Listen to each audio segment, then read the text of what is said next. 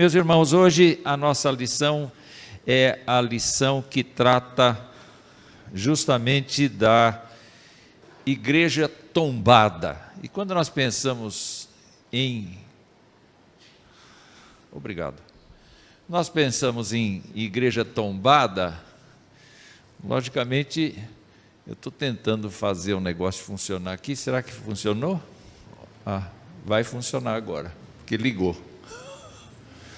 Quando nós pensamos em tombada, isso tem a ver com a ideia de tombamento, que é uma proposta, uma forma de preservação do patrimônio histórico, cultural e social de um povo estabelecido pelo poder público e com uma legislação específica de proteção, de cuidados. O reverendo Tales fez menção da Ponte Torta. Eu falei, está lá. A Ponte Torta é um símbolo da cidade, é uma preservação da cultura da cidade, de como o povo atravessava o rio há século atrás, não é? Mas também a gente tem a Serra do Japi, que é tombada. Os condomínios que estão lá só são à custa de suborno, não é? Porque está tombado, faz 40 anos que a Serra do Japi está tombada, e então existe uma legislação específica para tombamento. Se por um acaso esse templo for tombado um dia, as regras são muito rígidas, porque é basicamente isso: os bens tombados são aqueles que não podem ser destruídos, vandalizados ou apropriados por qualquer pessoa ou empresa. Eles são patrimônio, e por conta disso existem pessoas e organizações que são responsáveis por esses prédios, por esses espaços, por esse desenvolvimento da cultura. Enfim, existe um regramento muito sério a respeito disso. E é interessante que reparos, restaurações, outras benfeitorias somente poderão ser realizadas se autorizadas por um órgão que existe no nível federal, no nível estadual, no nível municipal. A gente não pode mexer nos prédios, a gente tem que mantê-los do jeito que estão, do jeito que foram feitos, e não se pode mexer. Inclusive, esses órgãos podem aplicar multas pesadas a quem infringir a lei do patrimônio, a lei do tombamento. Quando a gente pensa em igreja, a gente tem que perguntar: igreja tombada é o título da lição. Que tipo de igreja nós somos? Porque nós estudamos na semana passada a respeito da igreja que se adapta, a igreja que se ajusta às coisas do momento, a igreja que adquire uma feição da contemporaneidade, uma feição da moda, não é? Vamos abrir o texto bíblico de Mateus 7:21. Mateus 7:21, e eu vou pedir que alguém que encontrar esse texto, leia, por favor. Mateus 7:21.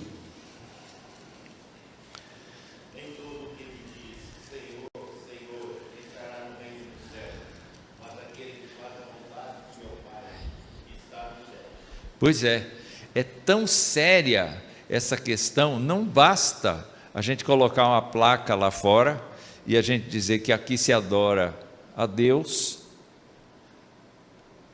e fazer o que bem entender, e fazer o que a sociedade quer, e fazer o que as pessoas acham que é o mais legal fazer. A igreja não funciona assim. A igreja não funciona assim. Vamos ver o texto de 1 Coríntios 3, versos 11 e 12. Quem achar, leia, por favor.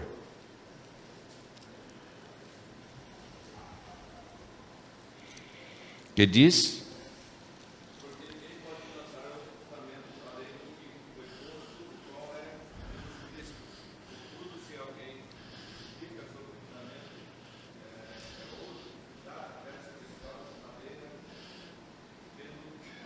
Pois é, ninguém pode lançar outro fundamento para a igreja de Jesus sem que seja o próprio Jesus. Quando a gente inventa moda, quando a gente segue o caminho que todo mundo quer, nós estamos, de certa maneira, flaciando, não é? E colocando na igreja elementos que ela não tem. A igreja deve se adaptar à cultura? Não. A igreja deve influenciar a cultura. Esse é o posicionamento cristão, não é? Mas nós temos agora sim a igreja tombada. Vamos ver o que é a igreja tombada. Qual a diferença que vocês enxergam aí das figurinhas que eu coloquei? Tem diferença? As figuras são diferentes? Como é que você descreve a coluna aqui deste lado? A igreja desse lado aqui, ó. Pode falar, pode falar. Hã? Flexível, maleável. Muito bem. E a de cá? Hã? Rígida, square, quadrada, padronizada. Muito bem. Vamos ver o que nos diz Mateus 23, o discurso de Jesus falando contra o farisaísmo que havia no seu tempo. Vamos lá. Mateus 23, de 1 a 7, quem encontrou, leia, por favor. Espera um pouquinho, você está falando baixo, tem que aumentar o volume. Então falou Jesus às multidões e aos seus discípulos. Na cadeira de Moisés se assentaram os escribas e os fariseus. Fazei e guardai, pois, tudo quanto ele vos disserem, porém não os imiteis nas suas obras, porque dizem e não fazem. Atam fardos pesados e difíceis de carregar, e os põem sobre os ombros dos homens. Entretanto, eles mesmos nem com o dedo querem movê-los. Praticam, porém, todas as suas obras com o fim de serem vistos dos homens, pois alargam seus filactérios e alongam as suas franjas. Amam o primeiro lugar nos banquetes e as primeiras cadeiras nas sinagogas, as saudações nas praças e o serem chamados mestres pelos homens. Vamos descrever esse grupo de pessoas. Eles estabelecem jurisprudências, leis, eles estabelecem ordens, eles estabelecem situações, e a verdadeira religião é aquilo que eles estabelecem. Jesus disse: olha, vocês podem até aproveitar o que eles ensinam, mas não imitem eles, porque eles são um povo absolutamente tradicionalista. Como assim? Um povo que estabeleceu uma regra e não sai dessa regra, não consegue sair desta regra. Vou dar um exemplo muito interessante. Um casal recém-casado, e então a moça vem e coloca o tapetinho do banheiro no chão. O rapaz vem, coloca o tapetinho em cima do vaso sanitário, em cima da tampa do vaso sanitário, e deixa lá. Então passam dias, até que um fica cheio do outro e brigam. Por que é que você coloca o tapetinho em cima da tampa do vaso do banheiro? Porque meu avô fazia isso, o meu pai fazia isso, e eu faço isso, e meu filho vai fazer isso. Mas existe lógica nisso? Não sei. Vocês estão entendendo o que é o tradicionalismo? A gente, de repente, se sujeita a leis, inclusive leis da sociedade, que a gente nem reflete no que são, mas a gente se fecha nelas. Uma igreja tombada é essa. É descrita como uma igreja cuja liderança, cuja forma das pessoas agirem é sempre a mesma, e não existe nenhuma sombra de mudança. Aí você fica falando, mas o que é melhor? Uma igreja totalmente adaptada ou uma igreja totalmente tombada? Nem uma coisa nem outra. Nem uma coisa nem outra. Eu vou dar para vocês um exemplo. Não vou não. Eu vou falar do meio aqui.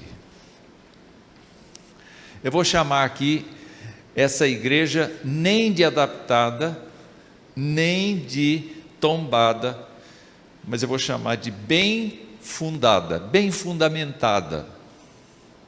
Uma igreja, hoje nós ouvimos falar sobre, começa com E e acaba com equilíbrio. O que a gente ouviu? Equilíbrio, a gente ouviu sobre equilíbrio. A igreja deve ser uma comunidade equilibrada. E em que sentido ela deve ser equilibrada? Vamos examinar aí os textos de Mateus 7, 24, 25, por favor. Quem achou, leia. Espera aí, você está falando baixo, você está falando para você mesma. É de Jundiaí para o mundo. Todo aquele, pois, que ouve estas minhas palavras e as pratica, será comparado a um homem prudente que edificou a sua casa sobre a rocha. E caiu a chuva, transbordaram os rios, sopraram os ventos e deram com ímpeto contra aquela casa, que não caiu, porque fora edificada sobre a rocha. Qual é o retrato que Jesus Cristo coloca aí? É uma igreja que lança suas raízes sobre a rocha. E a rocha é Jesus. A gente lança os fundamentos da igreja sobre a rocha. E mais, a gente sabe que esta igreja vai sofrer pressões. Ela vai sofrer perseguições, ela vai sofrer maltrato por ser uma igreja que proclama a Jesus Cristo como seu Senhor e Salvador. Vocês viram quantos cânticos a gente cantou hoje a respeito da pessoa de Jesus? Na minha conta deu 3. A gente cantou, eu estou com dó dele, que ele está querendo me ver, então eu vou ficar aqui só. Eu gosto de passear, você não sabe disso. Então, a gente percebe que a igreja plantada em Jesus Cristo, ela tem que ter diversas características que nós vamos ver no final da nossa exposição aqui. Mas é uma igreja que não pode de forma alguma se moldar ao perfil da sociedade, visto que a sociedade é de origem mundana.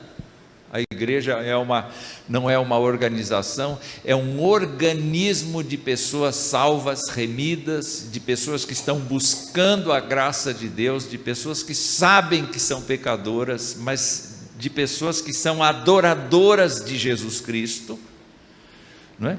Nós somos adoradores do Senhor Jesus. Então isso não é uma coisa que tenha que ter compatibilidade com o sistema mundano, mas ao mesmo tempo nós não estamos presos a regras humanas que nos determinam o modo de vestir, o modo de adorar, o modo de servir.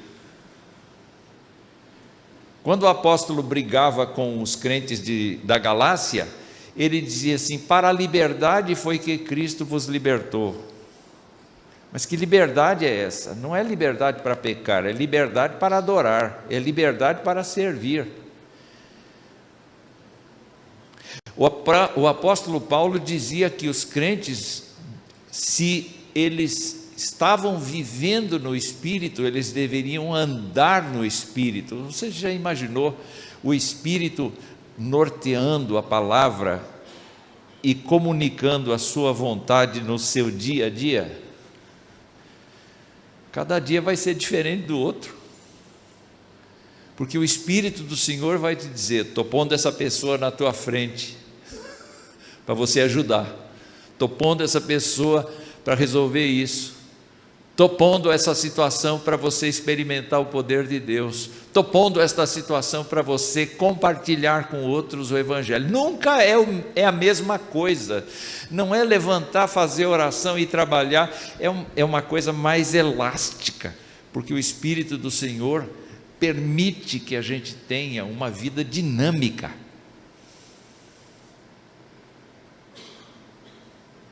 Então a igreja bem fundamentada tem Cristo como a rocha. Olha só, eu quero fazer aqui, porque eu tive muita dificuldade no texto da revista, de identificar o que é tradição e o que é tradicionalismo. O texto para mim não foi muito claro. Então eu fui procurar textos bíblicos. Dá para ajudar aqui? Dá para a gente ler junto? Vamos ver uma tradição que a gente tem que guardar? Vamos ver uma tradição que a gente não pode abrir mão? Essa é uma tradição que a gente não pode abrir mão. Vamos ler juntos? Vamos lá. A lei do Senhor é perfeita e restaura a alma. O testemunho do Senhor é fiel e dá sabedoria aos simples. Os preceitos do Senhor são retos e alegram o coração. O mandamento do Senhor é puro e ilumina os olhos. O temor do Senhor é límpido e permanece para sempre. Os juízos do Senhor são verdadeiros e todos igualmente justos. São mais desejáveis do que ouro, mais do que muito ouro depurado, e são mais doces do que o mel e o destilar dos favos. Além disso, por eles se admoesta o teu servo, e em os guardar há grande recompensa. Você pode ver aí, você pode ver que o Salmo 19 é um salmo que expressa o padrão norteador de toda a atividade cristã. Isso você não pode abrir mão. Isso está tombado. Entendeu? Está tombado. No dia que esta igreja fechar a Bíblia, ela perdeu a sua função. Ela não pode fechar a Bíblia. Ela precisa cada dia se nortear pela Bíblia. Mas não apenas pela Bíblia, nós vamos ver daqui a pouco. Vamos agora para um segundo texto. Vamos lá. O profeta que tem sonho, conte-o como apenas sonho, mas aquele em quem está a minha palavra, fale a minha palavra com verdade. Que tem a palha com o trigo, diz o Senhor. Não é a minha palavra fogo, diz o Senhor, e martelo que esmiuça a penha?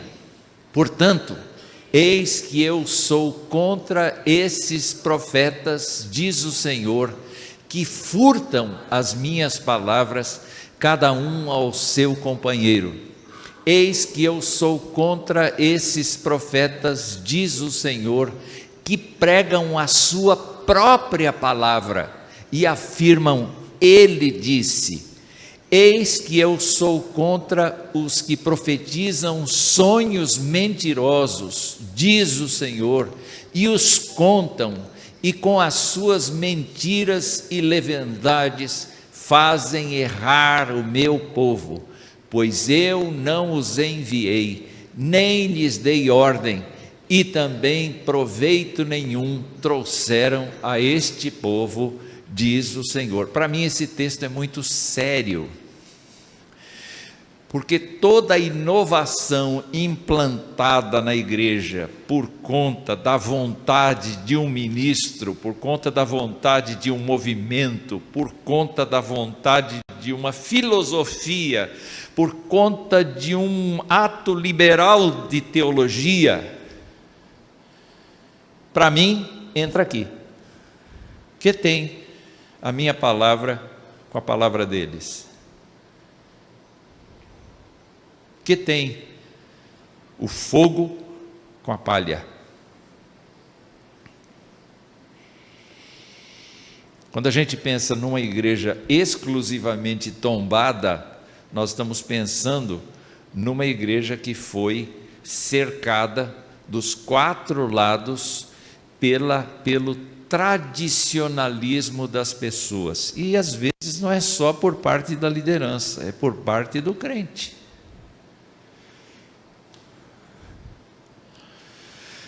Eu me lembro uma vez que uma senhorinha da nossa igreja, não foi esta igreja, mas uma senhora da nossa igreja, sentada no último banco ali, onde está a dona Marilda, não é? Ficou muito incomodada com uma senhora jovem visitando a igreja, porque a criança dela não parava, querendo andar, querendo falar, querendo subir no banco, querendo isso, querendo aquilo, e a senhorinha assim, era uma senhorinha assim, exigente, era uma pessoa assim, bem cristã de muito tempo. Terminou o culto, ela foi para o lado da moça, da mãe jovem, e disse assim: olha, muito obrigado por ter vindo aqui, a senhora é visita aqui, né? Mas por favor, quando vier de novo, não traga mais essa criança, porque ela faz barulho e impede a nossa reverência no culto.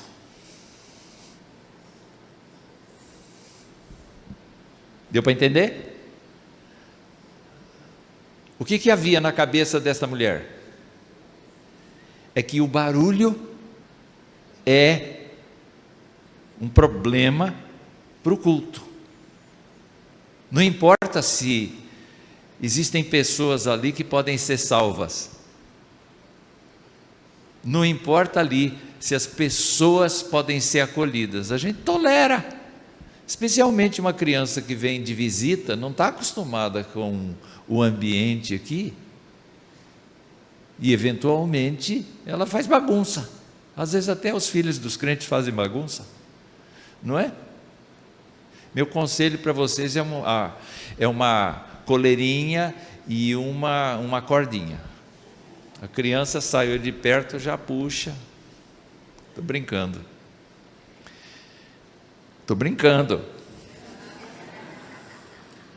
Ela fechou o senho assim e disse assim: nossa, olha o tradicionalista ali. Na verdade, a gente precisa entender cada situação, e a gente precisa ter a verdadeira razão de a gente estar aqui, são as pessoas. Não é nem o jeito que o culto é conduzido, não é nem isso, não é nem aquilo, é como nós tratamos a Escritura e como nós tratamos as coisas com cuidado. E nós contribuímos para que a pessoa volte outra vez, porque o que a gente quer é que a pessoa entenda a palavra que foi pregada, entenda as partes do culto que foram feitas, e a gente facilita o trabalho delas. Agora, quando a gente tem pessoas que inventam moda, eu já contei aqui, conto de novo. O cidadão foi pregar e ficou fora do púlpito e colocou o microfone aqui. Aí o povo estranhou um pouco, ele disse assim: quem vai pregar hoje é o anjo Gabriel. Ele está no púlpito, vocês estão vendo? Não, falta fé a vocês. Ele vai falar e eu vou traduzir para a igreja. E o povo acredita. Porque as pessoas vão criando moda. E Deus diz assim: se você tem um sonho, não tem problema nenhum contar. Contou um sonho, conta o sonho, mas diz que é sonho. Mas não fala, ele me disse por sonho. A gente precisa ter temor de Deus para isso, precisa ter muito zelo com isso, porque às vezes a gente sonha coisas ridículas. Alguém aqui já sonhou coisa ridícula? Não é? A gente sonha, então, não tem problema nenhum. Se você tem um sonho, conte como sonho. Mas quem tem a minha palavra, fale a minha palavra com verdade. Aí você percebe qual é a missão da igreja: falar a palavra de Deus com verdade. Essa deve ser a nossa preocupação. E Deus está contra os profetas, diz ele, que furtam as minhas palavras, cada um ao seu companheiro. Eu sou contra os que profetizam sonhos mentirosos e os contam, e com as suas mentiras fazem o meu povo errar. Então é possível que uma igreja tombada tenha bastante coisa disso, porque foi cimentando, as coisas foram cimentando, foram se fixando. Não, a gente não pode falar. Não, a gente não pode. Não, a gente não pode. Por quê? Porque alguém disse. Vocês estão ficando apreensivos, né? Falei, ele está pregando a insubordinação? Não, absolutamente. Vamos para o terceiro texto. Vamos lá. E porque vós sois filhos, podem ler comigo? E porque vós sois filhos, enviou Deus ao nosso coração o Espírito de seu Filho, que clama, Abba, Pai, de sorte que já não és escravo, porém filho, e sendo filho, também herdeiro por Deus. Outrora, porém, não conhecendo a Deus, servis a deuses que por natureza não o são. Mas agora que conheceis a Deus, ou antes, sendo conhecidos por Deus, como estáis voltando outra vez aos rudimentos fracos e pobres, aos quais de novo quereis ainda escravizar-vos? Guardais dias e meses e tempos e anos, receio de vós, eu trabalhado em vão para convosco. Qual é o problema aqui? O apóstolo fala aos Gálatas: vocês receberam o Espírito, vocês receberam a Cristo pelo Espírito ou pela lei? Vocês receberam pelo Espírito. Então vocês se tornaram filhos de Deus. Mas agora vocês querem fazer coisas que justifiquem vocês diante de Deus. Então vocês guardam o calendário, vocês guardam isso, guardam aquilo, guarda o sábado, guarda isso, guarda aquilo. E eu acho que vocês estão inutilizando o trabalho que eu tive com vocês, porque vocês são filhos agora. Está indo para um rumo perigoso, né, essa aula, não está? Mas a gente tem que tombar algumas coisas sim. A igreja não pode ser totalmente adaptada, nem totalmente tombada, mas tem que ser parcialmente tombada, porque ela é uma comunidade dinâmica. O que é que não pode ser tombado na igreja? Não pode ser tombado na igreja a palavra de Deus. Em nenhum momento a gente pode deixar de abrir a Bíblia, estudar a Bíblia, pesquisar a Escritura, tentar viver por meio dela. A outra coisa que a gente não pode desprezar, o culto. E quando eu falo do culto, eu quero dizer o culto pessoal, eu quero dizer o culto em família, o culto doméstico, e eu quero dizer o culto comunitário.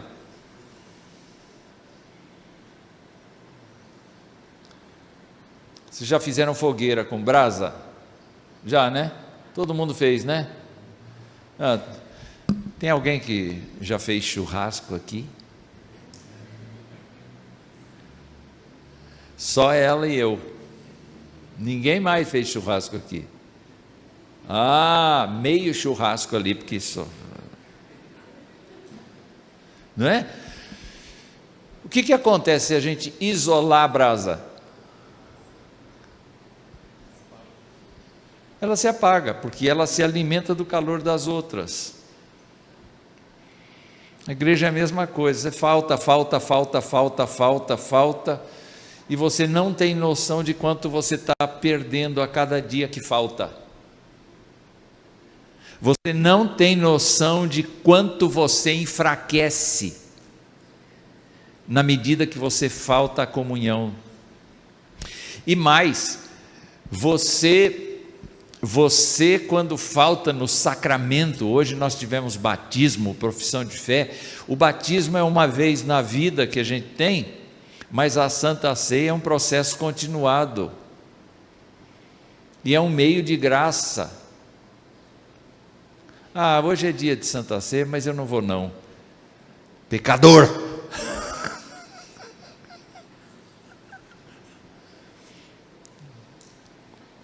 Hoje é dia de ceia, mas eu não vou não, pecadora! Pelo amor de Deus, não faça isso.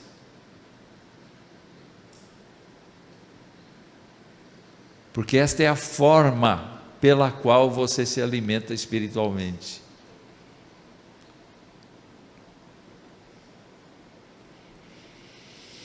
E também tem a disciplina eclesiástica. Porque, meus irmãos, se a gente deixar o crente viver do jeito que ele quer, ele desvia da palavra. O que é mais fácil para uma criança? Obedecer ou desobedecer? Hein? Por quê? Porque é a índole natural das pessoas. Esquecer de Deus, distrair de Deus, tomar as atitudes por conta, fazer o que der na cabeça e depois sair implorando: Deus, tem misericórdia, eu comprei uma Ferrari, agora me ajuda a pagar. Deus vai dizer: eu não vou te ajudar coisíssima nenhuma. Você me perguntou antes? Não? Então, agora aguenta, porque Deus vai fazer isso mesmo. Aí você vai ficar doente, você vai ficar com uma série de crises, e Deus vai deixar. Por que é que Deus vai deixar? Deus vai deixar porque você tomou a decisão sem Ele. Você vai apanhar. Aí quando você diz assim: Senhor, estou entregando a Ferrari, vamos pegar um Fusquinha. Tá bom, era esse que eu queria mesmo para você. Fique com ele, que você vai ser abençoado. Olhando para, então, estas coisas da coluna aqui, por que eu devo tombar a Escritura? Porque ela é imutável e inerrante. Eu preciso constantemente que ela seja lida, que ela seja exposta, que ela seja meditada. No culto e nos sacramentos é o meu serviço para Deus, é o serviço da comunidade para Deus. E o batismo e a ceia são coisas que o próprio Senhor Jesus Cristo, Rei dos Reis, Senhor dos Senhores, determinou. Ele não sugeriu, ele determinou. Se tem uma pessoa que manda nessa igreja, é ele. E não existe margem para discussão.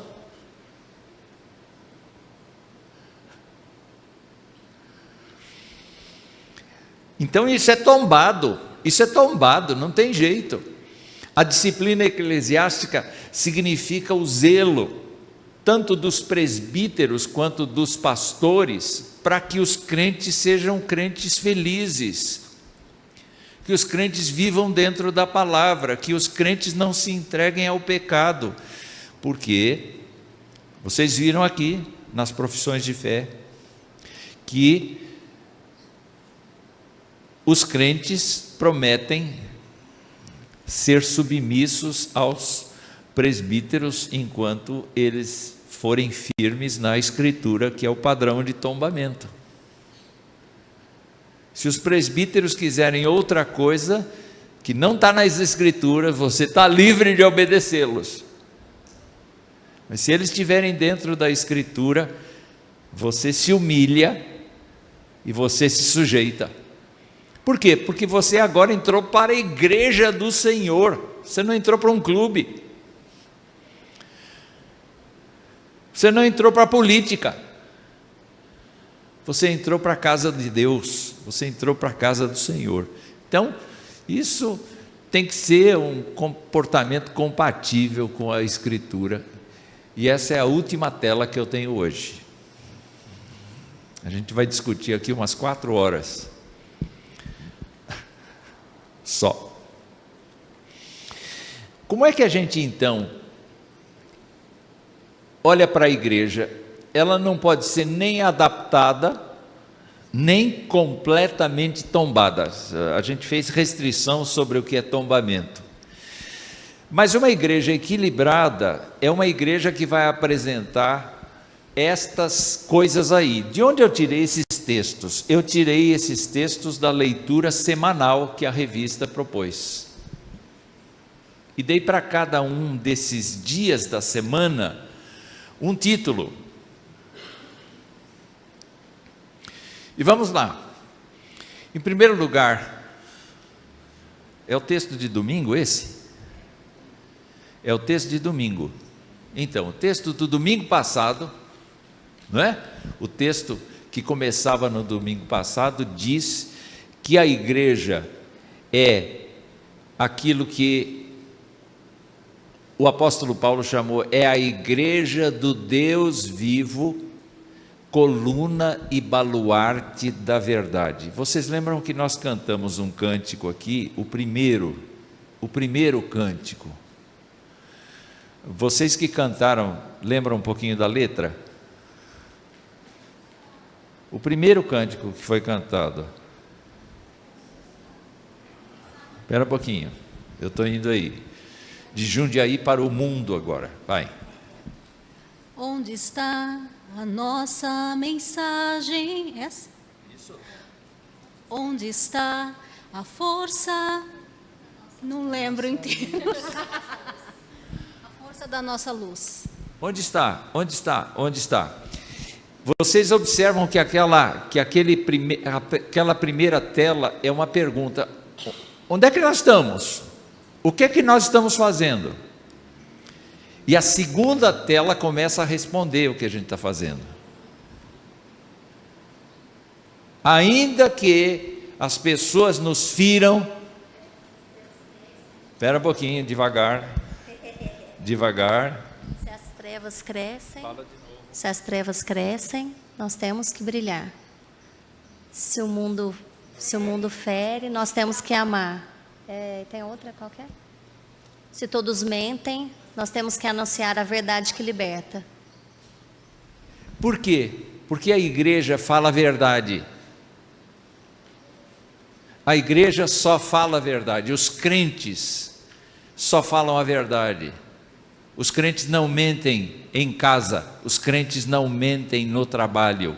Os crentes não mentem na escola. Os crentes não omitem o fato de que eles são crentes. Eles são crentes. Eles são filhos de Deus.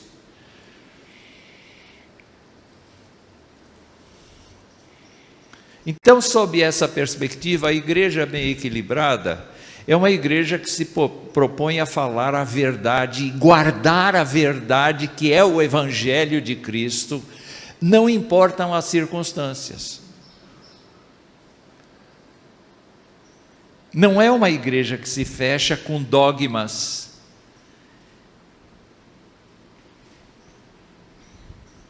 Tudo bem encaixotadinho, tudo bem fechadinho.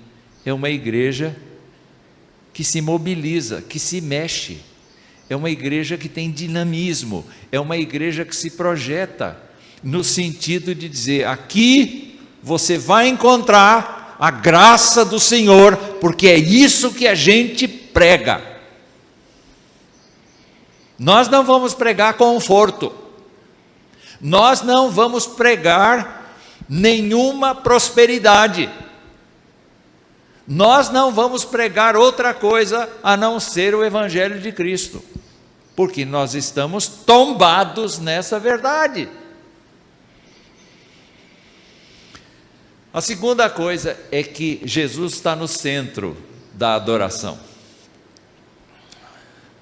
Eu já vi várias pessoas orando, e quando terminam a oração, diz assim: eu oro em o nome do Pai, em o nome do Filho, em o nome do Espírito Santo.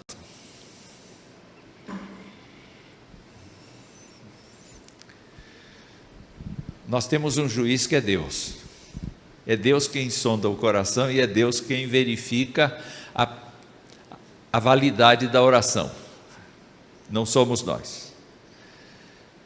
Mas, biblicamente falando, o Senhor Jesus orientou assim: tudo quanto pedirdes ao Pai, em meu nome. E por que a gente tem que usar o nome de Jesus e não o nome do Espírito Santo? Ou o nome de Deus o Pai? Por quê? Porque só Jesus Cristo é o mediador. O Espírito Santo não é o mediador. Então a gente ora em nome do nosso mediador. Isso é tombado. Isso é tombado. A gente não pode mudar isso. A gente não pode inventar fórmulas. A gente não pode acrescentar Maria. A gente não pode acrescentar nenhum santo. A gente não pode acrescentar nenhuma pessoa abaixo de Cristo como uma pessoa intercessora. Essa tradição tem que ser eliminada.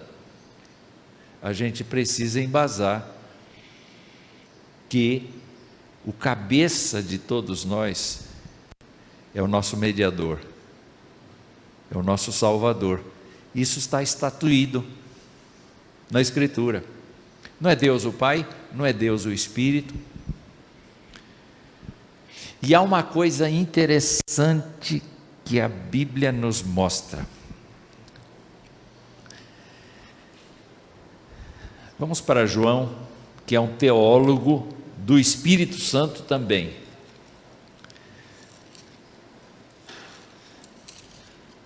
João, o capítulo de número 16, versos 13 e 14. Alguém pode ler, por favor?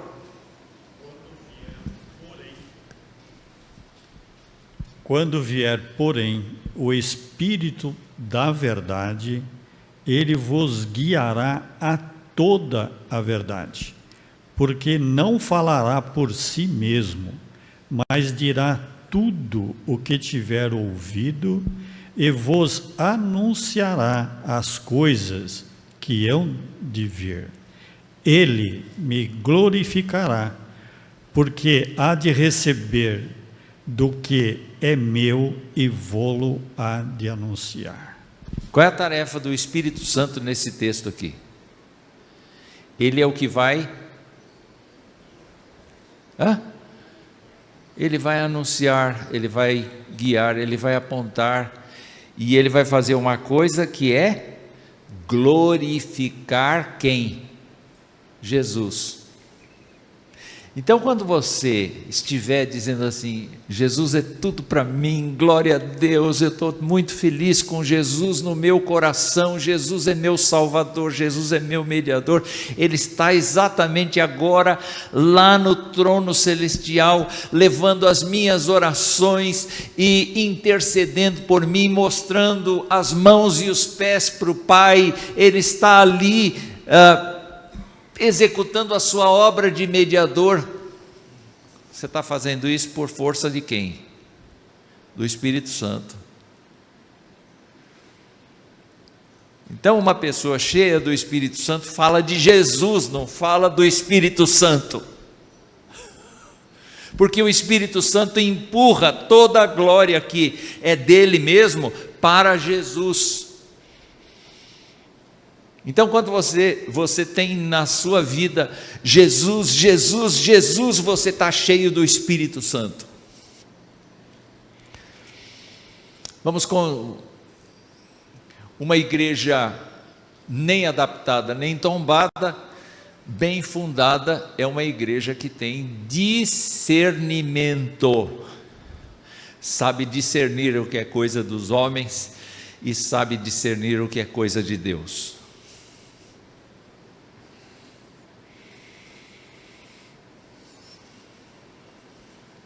E esse conhecimento vem exatamente do Espírito Santo trabalhando na vida de cada uma das pessoas. Isso não é de Deus. Eu tive uma experiência interessante.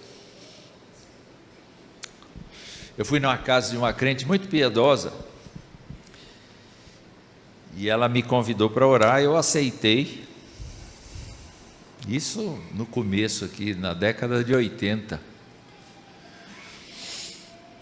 E ela disse assim: pastor, eu posso orar? Eu falei: pode. E ela começou a orar, e de repente ela começou a falar palavras que eu não entendia.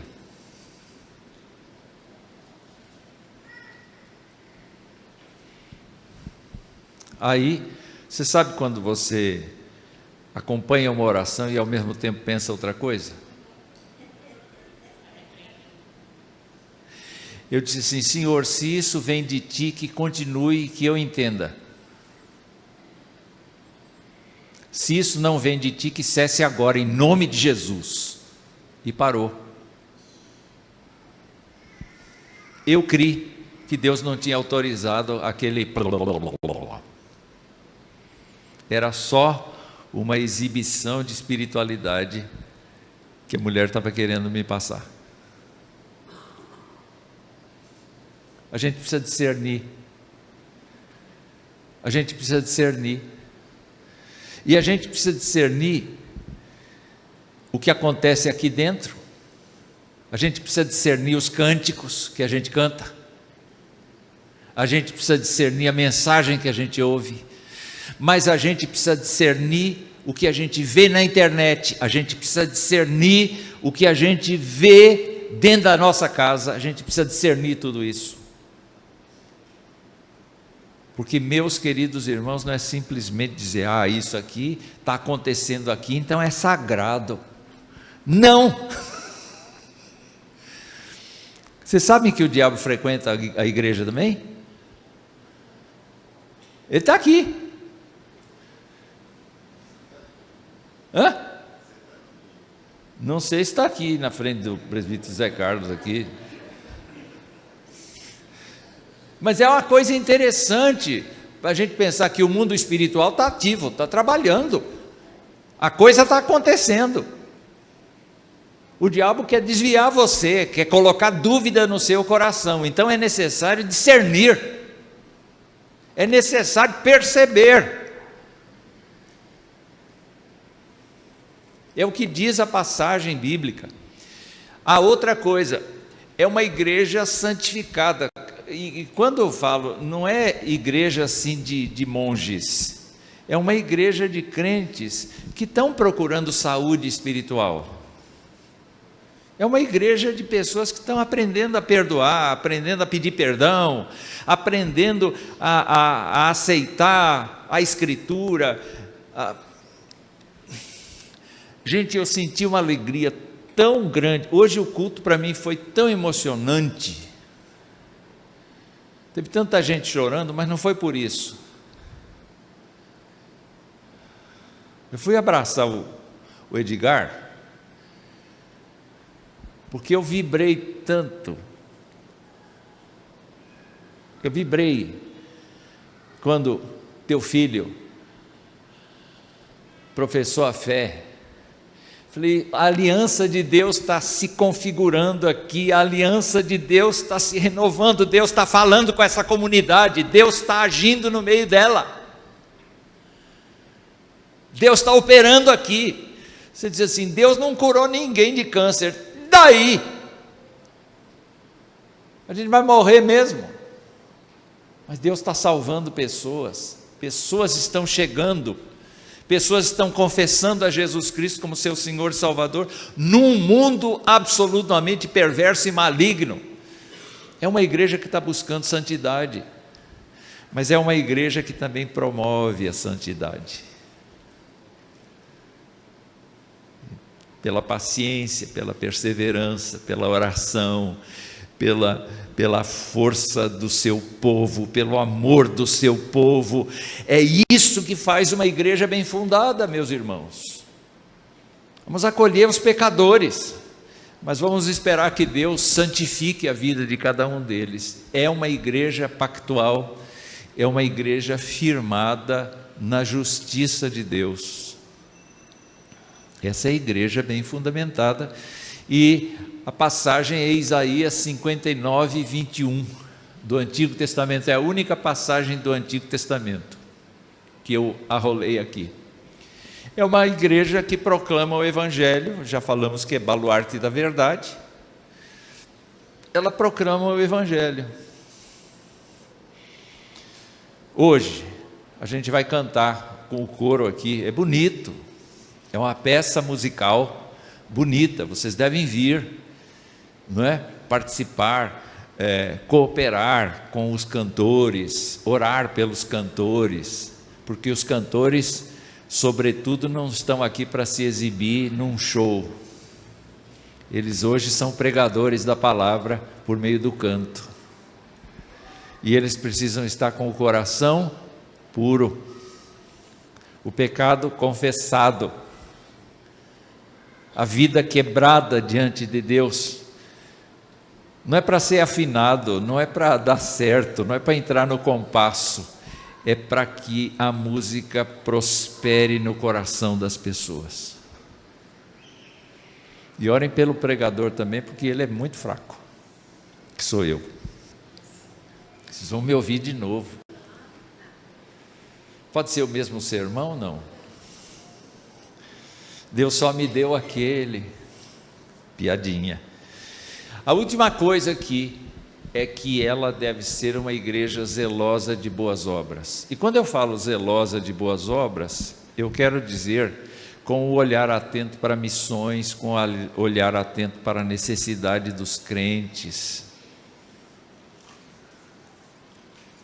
Às vezes um crente não precisa de dinheiro, não precisa de cesta básica. Ele precisa de acolhimento, porque ele está triste. Ele precisa de visita, porque ele está doente.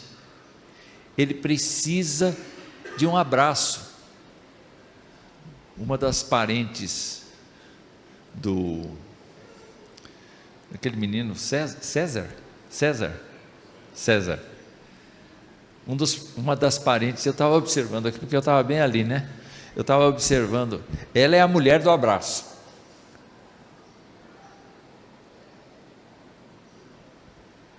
Você já abraçou alguém hoje? Ah, pastor, eu não tenho essa facilidade não. Mas abrace alguém hoje. Isso é uma boa obra.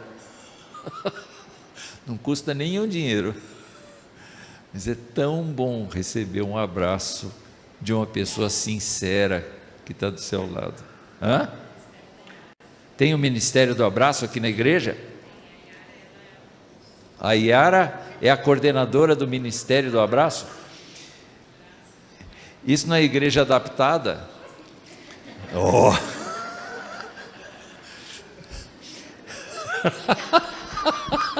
É a igreja adaptada ou é a igreja tombada? É a igreja equilibrada, a igreja bem fundada. Eu sempre escrevo isso, abraço fraterno, porque o abraço para mim tem que ser fraterno, tem que ser gostoso, tem que ser de amigo. Eu queria encorajar vocês a perseguirem uma igreja bem fundada, que obviamente tem coisas tombadas. Ela tem coisas tombadas como nós vimos. Mas é uma igreja livre, é uma igreja solta, é uma igreja que, baseada na graça de Deus, é uma igreja que transmite alegria, transmite vida, transmite confiabilidade, transmite paz, transmite harmonia, transmite comunhão. Uma igreja que é solta, no sentido de presa, bem presa à doutrina das Escrituras, mas ao mesmo tempo livre para abençoar os outros. Paulo diz: façam tudo para edificação. Então, se você hoje tem algum comentário para fazer de alguém, faça um comentário construtivo. Até uma crítica, até uma análise do serviço, até uma análise da postura, feita com temor de Deus, é uma coisa boa. É uma coisa boa e necessária. Mas, sobretudo, valorize o que as pessoas são.